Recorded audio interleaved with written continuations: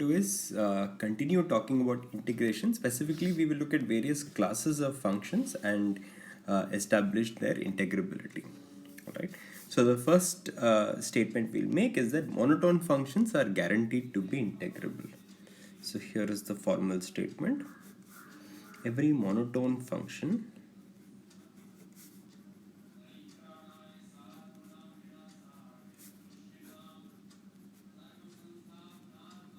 let's say f on AB is integrable.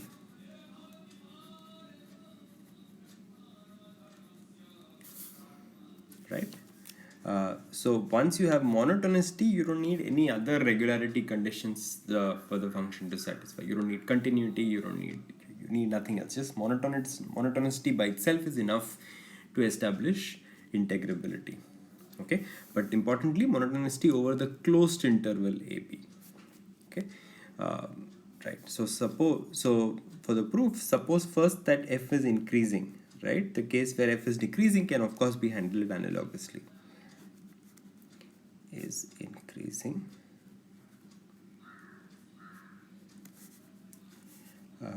Case of decreasing f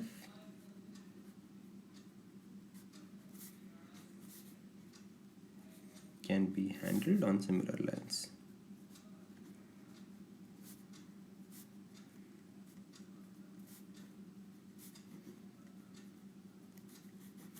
Right? So now having assumed that f is increasing, suppose we also assume that f of b exceeds f of a.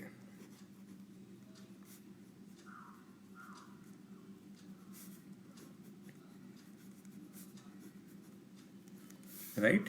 Well, if you don't, then that means that f is just a constant, in which case integrability is trivial to establish. Right? Else f is constant, and this case is in fact trivial. Okay, so therefore now our assumption is that f is increasing. More precisely, it is non-decreasing, but f of b exceeds f of a. Okay, so given this, we want to show that the function is in fact integrable. Okay, so what we are going to do is use, of course, the Cauchy criteria for integrability.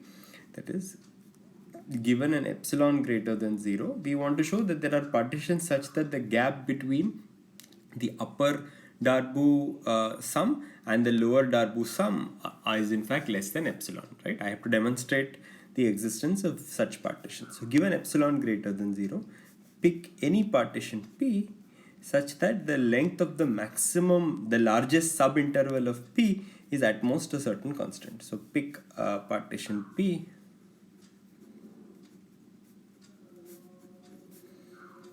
with max subinterval length less than epsilon by f of b minus f of a. Right? So pick any partition such that all the subintervals of that partition have a length that is strictly smaller than epsilon by f of b minus f of a. Right? So we are setting an upper bound on the widths of the intervals of the subintervals of the partition. Right? Having picked such a partition, I can now bound the difference between the upper Darboux sum and the lower Darboux sum as follows. So u of fp minus L of fp, right? Now first, the expression itself, it's going to be the width of the partition, that's tk minus 1, right? Times the difference between the supremum of the over the subinterval minus the infimum, right? Because it's monotone, the supremum is going to be attained at the right end point, so f of tk, and the infimum at the left end point.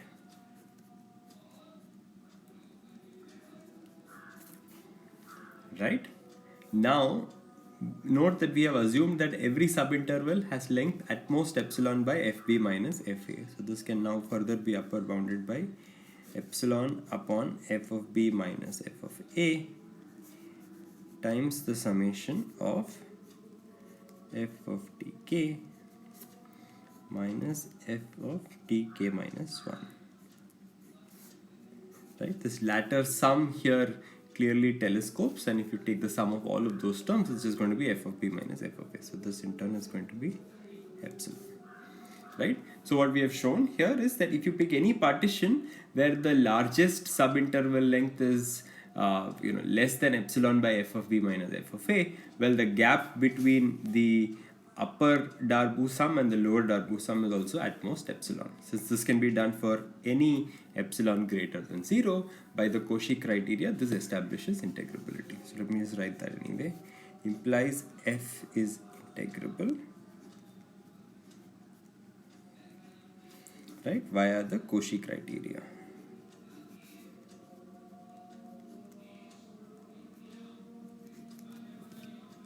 All right.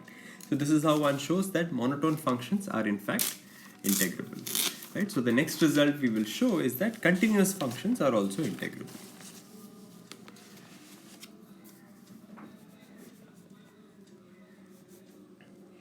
Okay. So any continuous function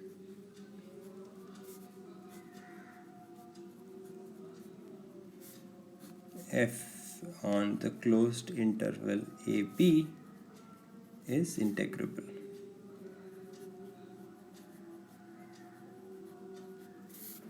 Alright, now how do we go about doing this?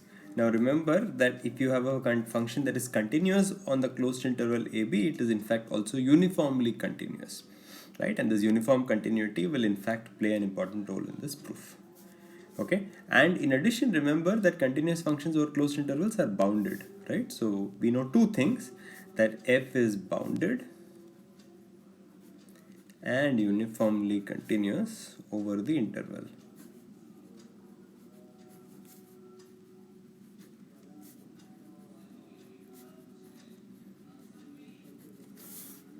Right? So given epsilon greater than 0,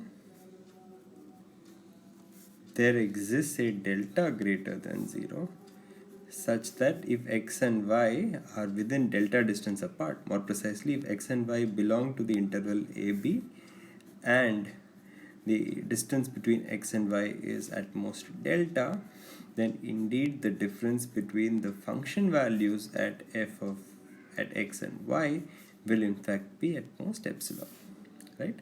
Now what I do is, instead of letting the upper bound be epsilon, we actually go further and say this has to be less than epsilon by b minus a.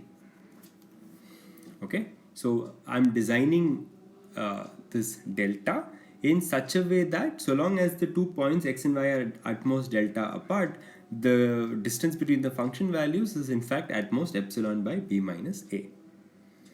Okay, now given this delta, we now define the partitions under consideration. So pick a partition P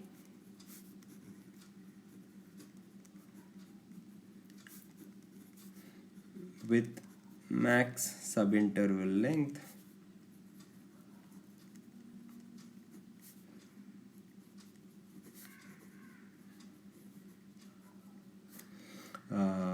less than delta. Okay, so pick any partition P such that every subinterval in the partition has a width or length, if you will, that is less than delta. In such cases, once again, we will be able to upper bound the difference between the upper sum and the lower sum, right? So u of fp minus L of fp is going to be equal to, again, summation from 1 through n, width of the kth subinterval times the difference between the sup and the inf. Now remember, this is a continuous function, so the supremum is actually attained and so is the infimum, right? So I'll just write this as capital M of f in the subinterval tk minus 1 to tk minus the inf.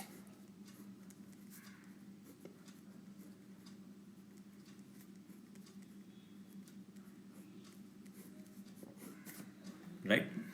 Now the thing to note is that the subinterval width is less than delta, which means the gap between the maximizer and the minimizer of the function over the subinterval is less than delta by design.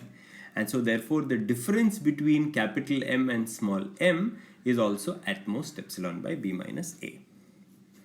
Right? So you can write this as epsilon by b minus a times summation from 1 through n of tk minus 1, right? The latter sum is of course exactly equal to b minus a, and so we have the upper bound of epsilon, right? So again we have shown that exploiting the uniform continuity of the function, we are able to show that if my partitions are fine enough, right, then I can upper bound the difference between the upper sum and the lower sum by any epsilon positive, right? So this implies that f is integrable.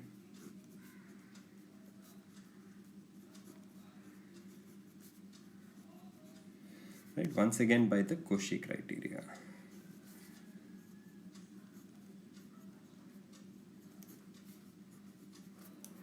Alright, so having done this, now what we are going to do is prove the next result, which is about what happens to the integral of a function when you multiply by a scalar, or what can you say about the sum of integrable functions, right? What is the integral of the sum of integrable functions? So those results are summarized in the following theorem. Let f and g be integrable, let's say over AB, and let's say C is some real number, right? So in that case, well, first if you look at C times F, this is integrable.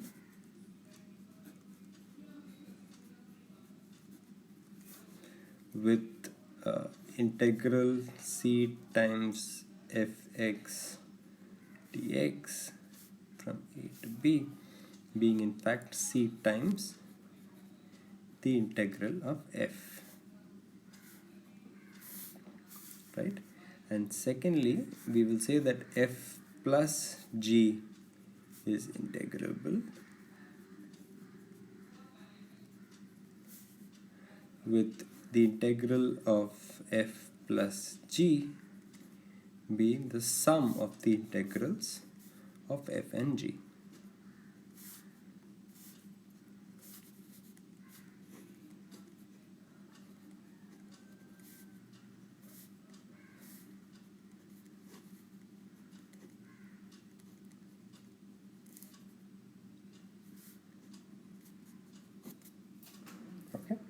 So again, this is a result that we all know and we have used on umpteen occasions in the past. What we want to do is simply, given the formal definition of the integral, verify that these results are in fact true. Okay. So let's say proof of, we have of course two parts, part A and B. For part A, we will basically further consider two subcases. So we consider C greater than 0 and C equals minus 1. So I claim that all other cases are in fact trivial.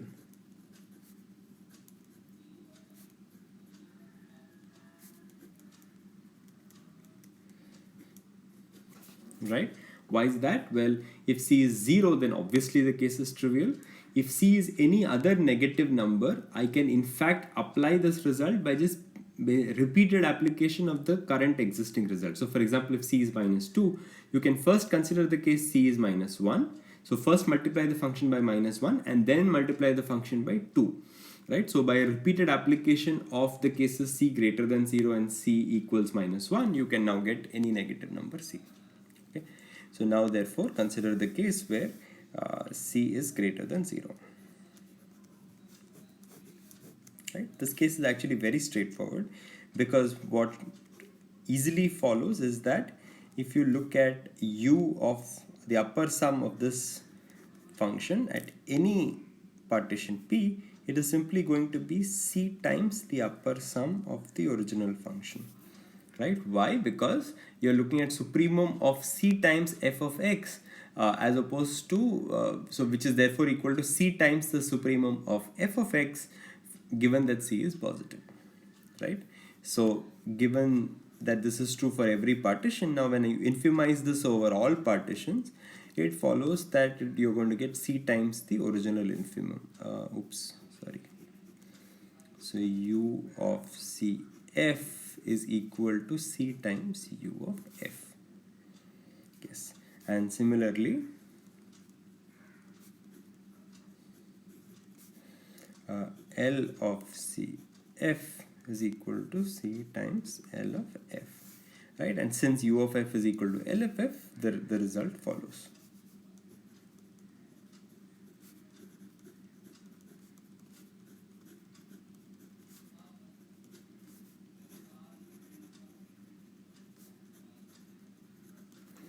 It follows that CF is integrable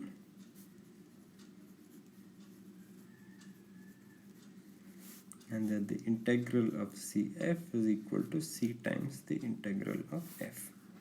Right? I'm just when I say integral CF, you know what I mean, right? This is a shorthand for the proof. All right. So that's the case where C is greater than 0. What happens when C is equal to -1? Well, you just have to use the fact that in that case, supremum gets replaced by infimum essentially, right? So suppose that C is -1, then the thing to show is that for any partition P, the upper sum of the function minus f at partition P is in fact the negative of the lower sum of the function f at partition P. Why is that? Because over any subinterval, the supremum of minus f is simply the negative of the infimum of f. Okay, I mean, if that's not obvious, then please go ahead and convince yourself that it does hold. Now, given that this is true, I can now further say something about what is the upper integral going to be. So u of minus f, which is the infimum of u of minus f comma p over partitions P, is therefore now going to be equal to, well, the infimum of minus f, which is now going to be the minus of the supremum of L of fp over partitions P, which of course is minus L of f. Right? So u of the upper integral corresponding to the function minus f is simply minus the lower integral of the function f.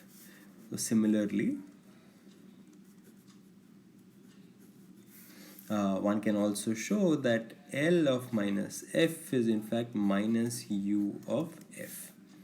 Right? So again, now since u of f is equal to L of f, it now follows. So u of f is equal to L of f. It follows that integral minus f is in fact equal to minus integral f. Okay, and that completes the second part of the argument. Now, having established the case, this now brings us to the end of part A of the proof. So now we still have to do part B, where we have to look at the sum of f and g. Okay, so that argument works as follows. Firstly, because f and g are integrable, we know that there exist partitions, let's say P1 and P2, such that the following are true. So u of f P1, right, should be less than integral f plus epsilon by 2. So once again, when I say integral f, it's short form for integral from a to b f of x dx, right? Now, this I hope it's clear that this follows directly from the integrability of f, right? The fact that u of f is, which is the integral, is in fact the infimum of u of fp over all partitions, then there should be a partition P1 which is at most the value of the integral, which is u of f plus epsilon by 2. Similarly, if you look at the function g, there should be a partition P2 such that this is at most integral g plus epsilon by 2. Right? So now what I'm going to do is let P be the union of P1 and P2. Okay? Since U is the union of P1 and P2, it is a finer partition which will further decrease the values of u of fp1 and u of gp2, right? So which means that these inequalities will essentially continue to hold. U of fp is still less than integral f plus epsilon by 2. Similarly, u of gp is in fact less than integral g plus epsilon by 2, right? So now we can look at what happens to u of f plus g at partition P. Okay, what does this correspond to? In every subinterval you have to take the supremum of f plus g, right? But the supremum of the values taken by f plus g is at most the supremum of f plus the supremum of g.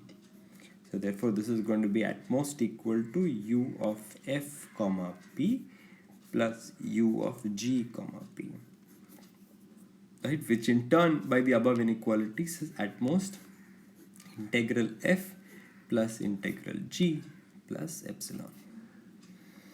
Okay, now since this is the upper bound on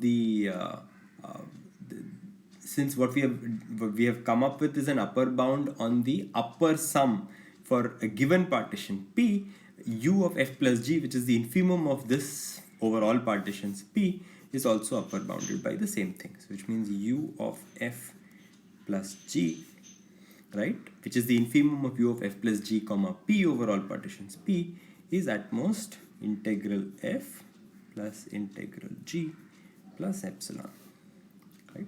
And moreover, this is true for every epsilon greater than 0. So since this is true, since this holds for all epsilon greater than 0, we conclude that u of f plus g is in fact less than or equal to integral f plus integral g, right? Now similarly, by just replacing u by f throughout this argument and replacing the sign of the inequality, you can show that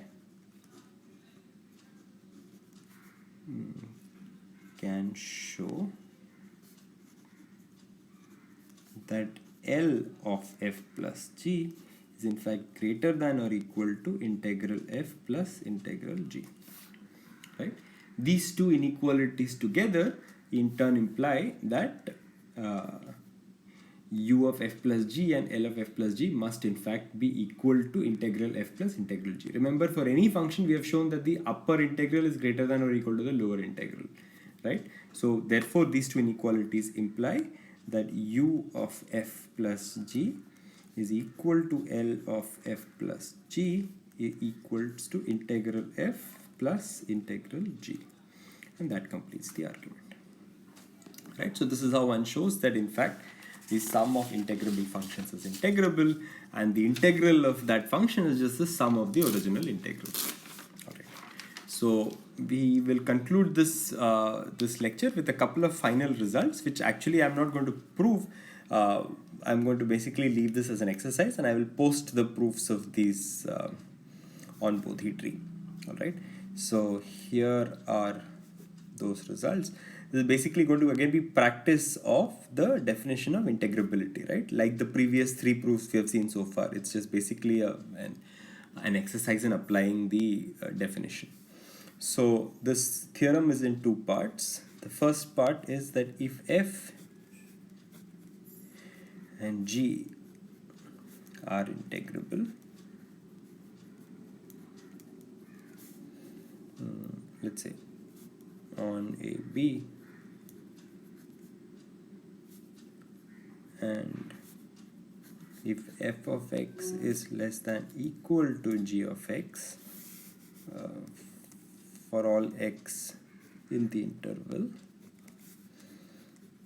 then in fact the integral of f is going to be less than or equal to the integral of g, right? So if a function is upper bounded by another function over the interval, then in fact the integral of the former function is going to be upper bounded by the integral of the latter, right? Again, this is something that I'm sure we have all used. The goal is to just show it formally via the definition of integrability. Second result is that if G is continuous and non-negative on, let's say, AB, and the integral of G over the interval AB is 0, then G must be identically 0.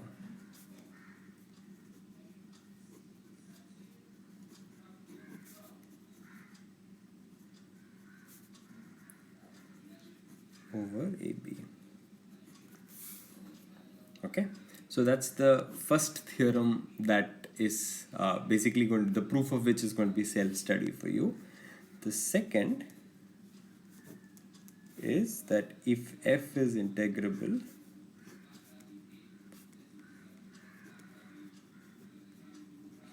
so is in fact mod f. So again, integrable on AB, so is absolute value of f. Also, the integral from a to b of f in absolute value is at most the integral of mod f over a to b.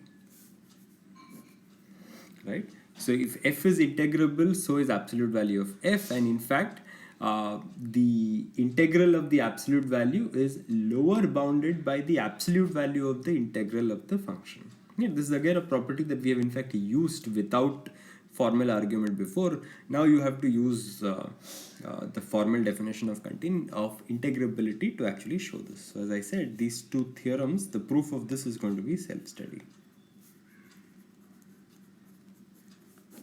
Okay, so we'll stop here and continue our coverage of integration in the next video.